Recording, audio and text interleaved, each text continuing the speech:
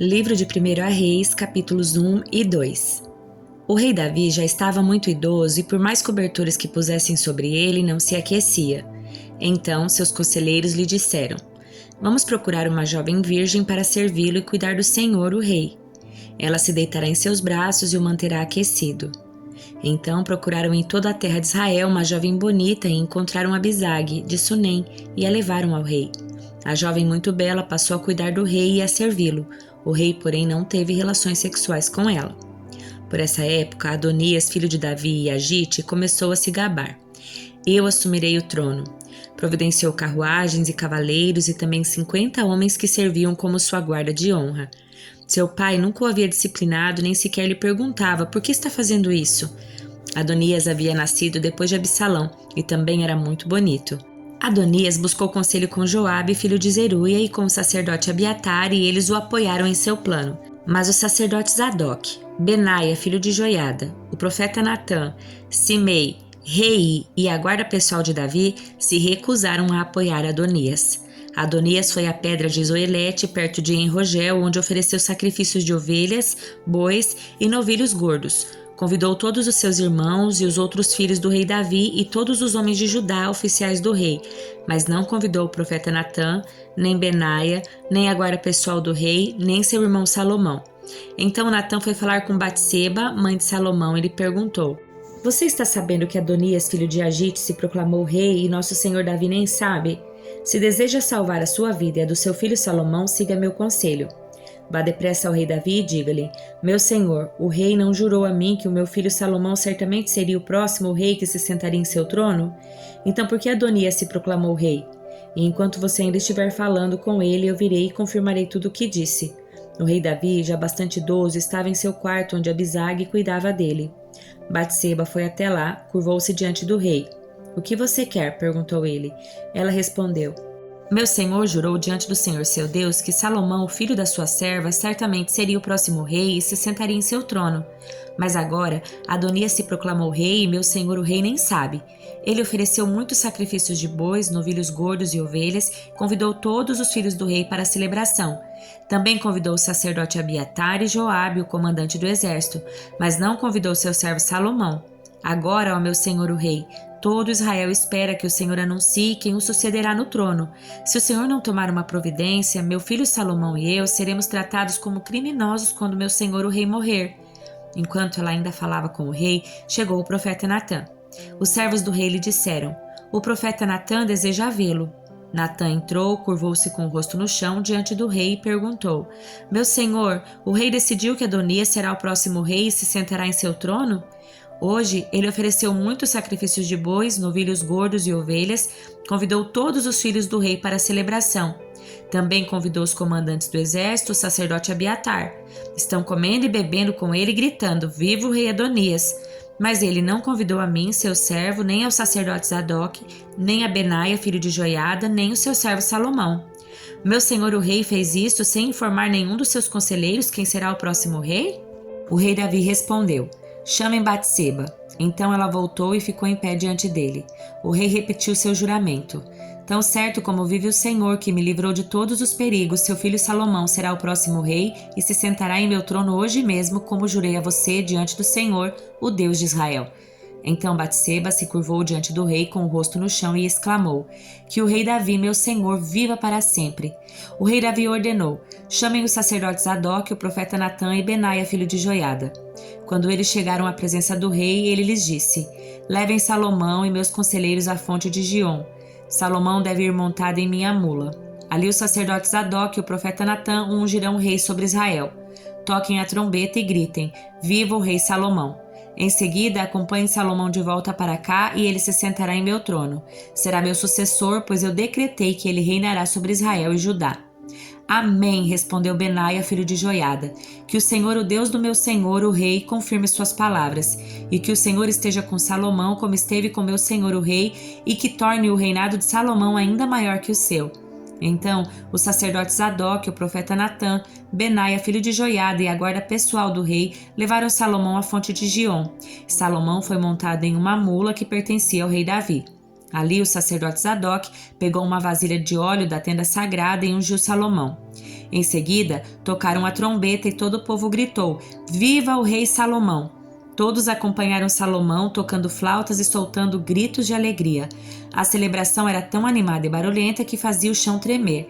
Adonias e seus convidados ouviram a celebração bem na hora em que terminavam o banquete. Quando Joabe ouviu o som da trombeta, perguntou: "O que está acontecendo? Por que a cidade está nesse alvoroço?" Enquanto ele ainda falava, chegou Jonatas, filho do sacerdote Abiatar. "Entre-lhe", disse Adonias. "Você é um homem de bem, com certeza traz boas notícias." "Pelo contrário", respondeu Jonatas, "o rei Davi, nosso senhor, proclamou Salomão o novo rei, enviou-o à fonte de Giom, acompanhado do sacerdote Zadok, do profeta Natã e de Benaia, filho de Joiada, sob a proteção da guarda pessoal do rei. Salomão ia montado na mula que pertence ao rei, e Zadok e Natã ungiram o rei na fonte de Giom. Acabam de voltar e a cidade inteira está festejando com grande alegria. Esse é o motivo de todo esse alvoroço. Além disso, agora mesmo Salomão está sentado no trono real. Todos os oficiais do rei foram cumprimentar Davi e lhe disseram que o seu Deus torne a fama de Salomão ainda maior que a sua e que o reinado de Salomão seja ainda maior que o seu." Deitado na cama, o rei curvou-se em adoração e disse: "Louvado seja o Senhor, o Deus de Israel, que hoje escolheu um sucessor para sentar-se em meu trono, enquanto ainda estou vivo para ver isso acontecer." Então, em pânico, os convidados de Adonias se levantaram da mesa do banquete e se dispersaram. Adonias, com medo de Salomão, correu para a tenda sagrada e se agarrou às pontas do altar. Salomão soube que Adonias, por medo, estava agarrado às pontas do altar e dizia: "Que o rei Salomão jure hoje que não matará a mim, seu servo." Salomão respondeu: "Se ele for leal, não se tocará num só fio de cabelo da sua cabeça, mas se ele demonstrar más intenções, morrerá." Então o rei Salomão mandou chamar Adonias e eles o retiraram de junto do altar. Ele veio e se curvou diante do rei Salomão, que lhe disse: "Vá para casa." Quando se aproximava o momento da sua morte, Davi deu as seguintes instruções a seu filho Salomão: "Vou para onde todos na terra irão algum dia. Seja corajoso e seja homem. Obedeça às ordens do Senhor seu Deus e siga os caminhos dele. Guarde os decretos, mandamentos, estatutos e preceitos escritos na lei de Moisés para que seja bem-sucedido em tudo o que fizer e por onde quer que for. Desse modo, o Senhor manterá a promessa que me fez. Se seus descendentes viverem como devem e me seguirem fielmente de todo o coração e de toda a alma, sempre haverá um deles no trono de Israel. Além disso, você sabe o mal que Joabe, filho de Zeruia, me fez quando assassinou os 2 comandantes do exército de Israel, Abner, filho de Ner, e Amasa, filho de Jeter. Ele os matou como se fossem inimigos de guerra, mas era tempo de paz. Assim, manchou seu cinto e sua sandália com sangue inocente. Faça com ele o que lhe parecer melhor, mas não deixe que envelheça e desça a sepultura em paz. Seja bondoso com os filhos de Barzilai e de Gileade. Faça deles convidados permanentes à sua mesa, pois cuidaram de mim quando eu fugia do seu irmão Absalão. Lembre-se de Simei, filho de Gera, de Baurim, da tribo de Benjamim. Ele lançou contra mim uma terrível maldição quando fui a Manaim. Quando ele desceu ao meu encontro do rio Jordão, jurei pelo Senhor que não o mataria. Contudo, esse juramento não o torna inocente. Você é um homem sábio e saberá providenciar para ele uma morte sangrenta em sua velhice." Então Davi morreu e foi sepultado na cidade de Davi com seus antepassados. Reinou por 40 anos sobre Israel, 7 em Hebrom e 33 em Jerusalém. Salomão se sentou no trono do seu pai Davi e seu reinado foi firmemente estabelecido. Certo dia, Adonias, filho de Agite, foi falar com Batseba, mãe de Salomão. Ela lhe perguntou: "Você vem em paz?" "Sim, venho em paz", disse ele. "Na verdade, tenho um favor a lhe pedir." "O que é?" perguntou ela. Ele respondeu: "Como você sabe, o reino era meu por direito. Todo Israel esperava que eu fosse o próximo rei, mas a situação mudou e o reino foi para o meu irmão, pois o Senhor quis assim. Agora tenho apenas uma coisa a lhe pedir. Por favor, não deixe de me atender." "O que você quer?" perguntou ela. Ele disse: "Fale em meu favor ao rei Salomão, pois sei que ele a atenderá. Peça que ele permita que eu me case com Abisag, a jovem de Sunem." "Está bem", respondeu Batseba, "vou falar com o rei por você." Então Batseba foi até o rei Salomão para falar com ele sobre o pedido de Adonias. O rei se levantou do trono para recebê-la e se curvou diante dela. Depois que o rei voltou a sentar-se, ordenou que trouxessem um trono para sua mãe e ela se sentou à sua direita. "Tenho um pequeno pedido a lhe fazer", disse ela. "Espero que não deixe de me atender." "O que é, minha mãe?" perguntou ele. "Eu não recusaria um pedido seu." Ela respondeu: "Permita que seu irmão Adonias se case com Abisag, a jovem de Sunem." "Como pode me pedir que entregue Abisag a Adonias?" disse o rei Salomão. Peça de uma vez que eu dê o reino para ele. Sabe bem que ele é meu irmão mais velho e que conta com o apoio do sacerdote Abiatar e de Joabe, filho de Zeruia." Então o rei Salomão fez um juramento diante do Senhor: "Que Deus me castigue severamente se Adonias não tiver selado seu destino com esse pedido. O Senhor me confirmou, me colocou no trono do meu pai Davi, estabeleceu minha dinastia como prometeu. Portanto, tão certo como vive o Senhor, Adonias morrerá ainda hoje." E o rei Salomão ordenou a Benaia, filho de Joiada, que atacasse Adonias, e ele foi morto. Depois o rei disse ao sacerdote Abiatar: "Volte para sua casa em Anatote. Você merece morrer, mas não o matarei hoje, pois você carregou a arca do Senhor soberano para o meu pai Davi e o acompanhou em todas as dificuldades dele." Então Salomão depôs Abiatar do seu cargo de sacerdote do Senhor e desse modo cumpriu a profecia do Senhor em Siló a respeito dos descendentes de Eli. Essas notícias chegaram até Joabe. Embora não houvesse apoiado a revolta de Absalão, ele tinha dado seu apoio a Adonias. Por isso fugiu para a tenda sagrada do Senhor e se agarrou às pontas do altar. Salomão soube disso e enviou Benaia, filho de Joiada, para executá-lo. Benaia foi à tenda sagrada do Senhor e disse a Joabe: "O rei ordena que você saia." "Não", respondeu Joabe, "vou morrer aqui." Então Benaia voltou ao rei e lhe contou o que Joabe tinha dito. "Faça o que ele diz", respondeu o rei. "Mate-o ali, junto ao altar, e sepulte-o. Assim removerá de mim e da família do meu pai a culpa pelos crimes injustificados que Joabe cometeu. O Senhor o punirá por sua culpa no assassinato de 2 homens mais justos e melhores que ele. Sem que meu pai soubesse, Joabe matou Abner, filho de Ner, comandante do exército de Israel, e Amasa, filho de Jeter, comandante do exército de Judá. Que o sangue deles recaia sobre Joabe e seus descendentes para sempre, e que o Senhor conceda paz a Davi, seus descendentes, sua dinastia e seu trono para sempre." Benaia, filho de Joiada, voltou à tenda sagrada e matou Joabe, que foi sepultado em sua casa no deserto. Então, o rei nomeou Benaia, filho de Joiada, comandante do exército em lugar de Joabe, e o sacerdote Zadok em lugar de Abiatar. Depois, o rei mandou chamar Simei e lhe disse: "Construa uma casa em Jerusalém e more aqui. Não dê um passo fora da cidade para ir a qualquer outro lugar. No dia em que sair e atravessar o vale de Cedron, certamente morrerá e será responsável por sua própria morte." Simei respondeu: "Sua sentença é justa. Farei o que meu senhor o rei ordena." E Simei morou em Jerusalém durante muito tempo. 3 anos mais tarde, porém, 2 escravos de Simei fugiram para a casa de Aques, filho de Maaca, rei de Gate. Quando alguém disse a Simei onde eles estavam, ele selou um jumento e foi até Gate procurá-los. Ao encontrá-los, levou-os de volta a Jerusalém. Salomão soube que Simei tinha saído de Jerusalém, ido a Gate e voltado.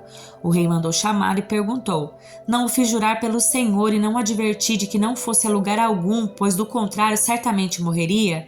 E você respondeu: "Sua sentença é justa, farei o que ordena." Então por que não manteve o juramento ao Senhor e não obedeceu a minha ordem? O rei também disse a Simei: "Certamente você se lembra de todas as maldades que fez a meu pai Davi. Que o Senhor faça esse mal recair sobre a sua cabeça, mas que eu, o rei Salomão, receba as bênçãos do Senhor e que sempre haja um descendente de Davi nesse trono na presença do Senhor." Então, por ordem do rei, Benaia, filho de Joiada, levou Simei para fora e o matou. Assim, o reino de Salomão foi firmemente estabelecido. Eclesiastes capítulo 1. Estas são as palavras do mestre, filho de Davi, que reinou em Jerusalém. "Nada faz sentido", diz o mestre. "Nada faz o menor sentido. O que as pessoas ganham com todo o seu árduo trabalho debaixo do sol? Gerações vêm e gerações vão, mas a terra permanece a mesma. O sol nasce, o sol se põe e logo retorna ao seu lugar para nascer outra vez. O vento sopra para o sul, depois para o norte. Dá voltas e mais voltas, soprando em círculos. Os rios correm para o mar, mas ele nunca se enche. A água retorna aos rios e corre novamente para o mar. Tudo é tão cansativo que não há como descrever. Não importa quanto vemos, nunca ficamos satisfeitos. Não importa quanto ouvimos, nunca nos contentamos. A história simplesmente se repete.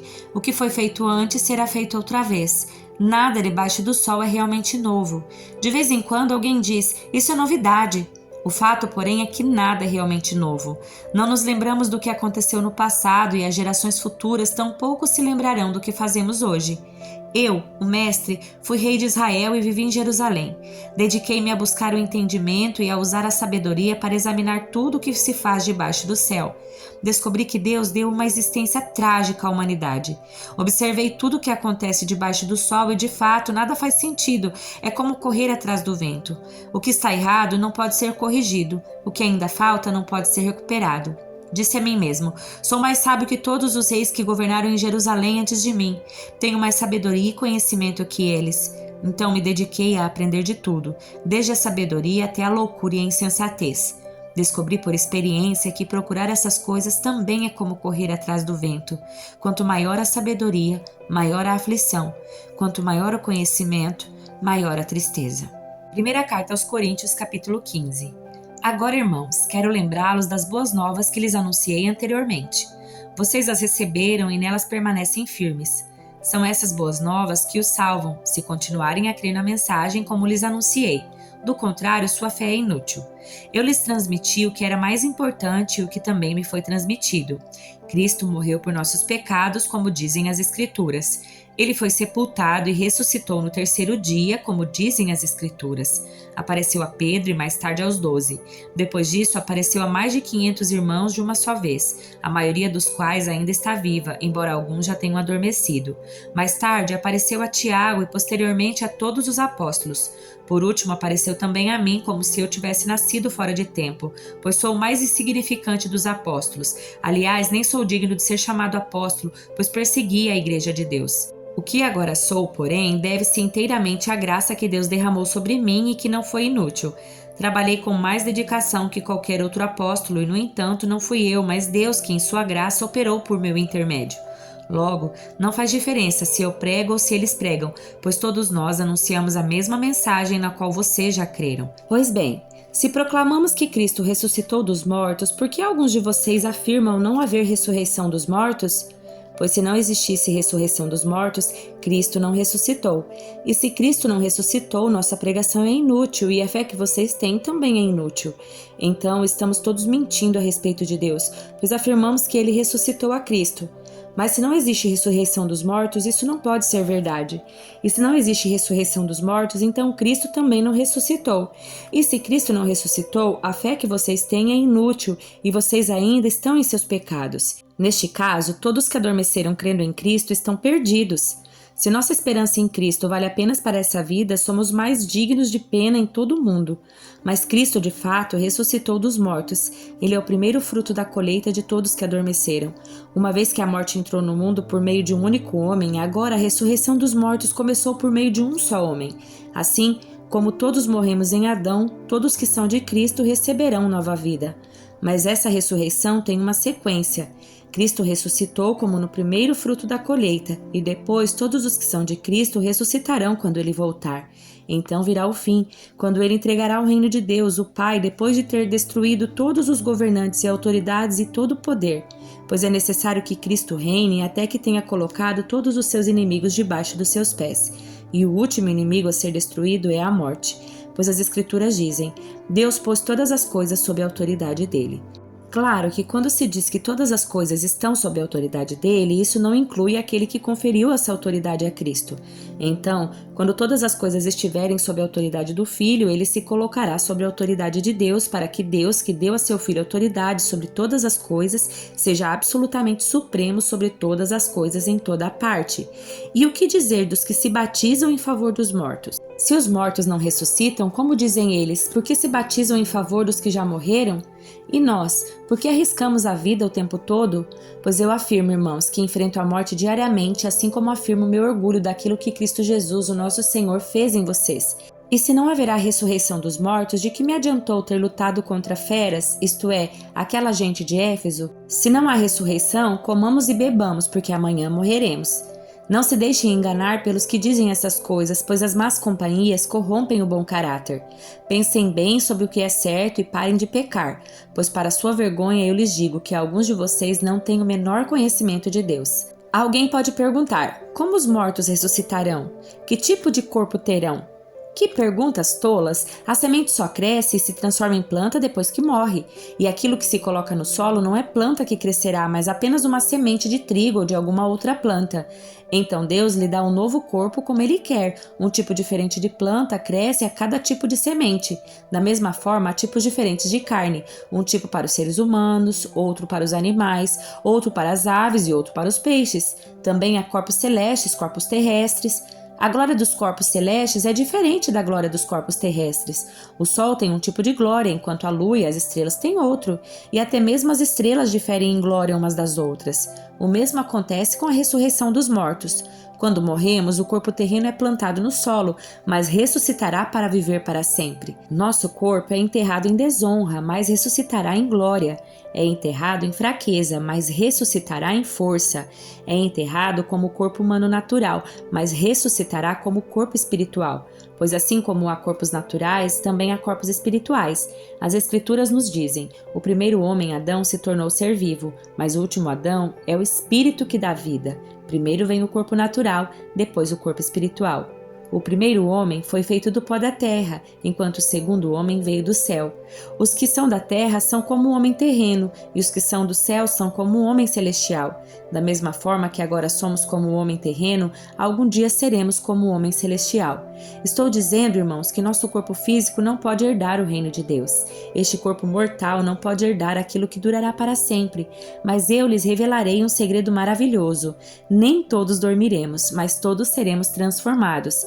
Acontecerá num instante, num piscar de olhos, ao som da última trombeta, pois quando a última trombeta soar, aqueles que morreram ressuscitarão a fim de viver para sempre. E nós, que estivermos vivos, também seremos transformados, pois nosso corpo mortal precisa ser transformado em corpo imortal. Então, quando nosso corpo mortal tiver sido transformado em corpo imortal, se cumprirá a passagem das Escrituras que diz: a morte foi engolida na vitória. Ó morte, onde está sua vitória? Ó morte, onde está seu aguilhão? O pecado é o aguilhão da morte que nos fere, e a lei é o que torna o pecado mais forte. Mas graças a Deus que nos dá a vitória sobre o pecado e sobre a morte por meio do nosso Senhor Jesus Cristo. Portanto, meus amados irmãos, sejam fortes e firmes. Trabalhem sempre para o Senhor com entusiasmo, pois vocês sabem que nada do que fazem para o Senhor é inútil.